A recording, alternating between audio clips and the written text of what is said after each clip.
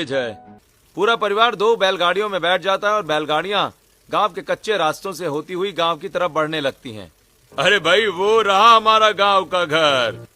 बड़ी जल्दी पहुंच गए हम। मुझे तो लगा था 2-3 घंटे लग जाएंगे इस बैलगाड़ी में। जेठानी जी, अगर इतने ही दूर शहर में कहीं जाना रहता तो जरूर आधा 1 घंटा लग जाता, पर गांव में शहर जैसा जाम नहीं है। मुझे तो ये बैलगाड़ी बहुत अच्छी लगी, रोलर कोस्टर से भी मजेदार है। ऐसे ही पूरा परिवार अपने गांव की खूबसूरत हवेली के गेट पर आता है, जहां सुनीता पूरे परिवार की आरती उतारती है और सभी को घर के अंदर लेकर आती है। भैया, भाभी, बच्चों, हम हमेशा आपका बेसब्री से इंतजार कर रहे थे। हाँ भाभी, अब मैं आप दोनों के साथ पूरे गांव में घूमूंगी।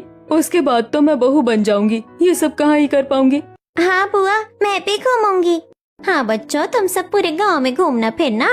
अभी शादी में 1 महीना बाकी है और रस्में 1 हफ्ते पहले शुरू होंगी। तब तक तुम लोग आराम से घूम फिर सकते हो। हमें घूमना फिरना नहीं है, हमें बस ये बताइए नहाने की जगह कहाँ है। हम सफर से आए हैं, बहुत पसीना हुआ है, हमें नहाना है। बहू की बात बिल्कुल सही है, नहाना तो हमें भी है। अरे हाँ, क्यों नहीं।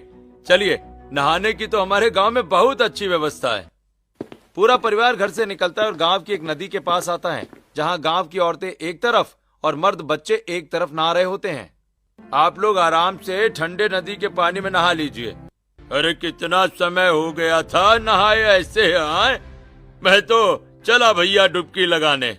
कितनी डर्टी नदी है ये, सब इसी में नहा रहे हैं और हम भी इसी में नहाएंगे। हम इसमें नहीं नहाएंगे, बाथरूम नहीं है क्या? ऐसे थोड़ी कोई नहाता है।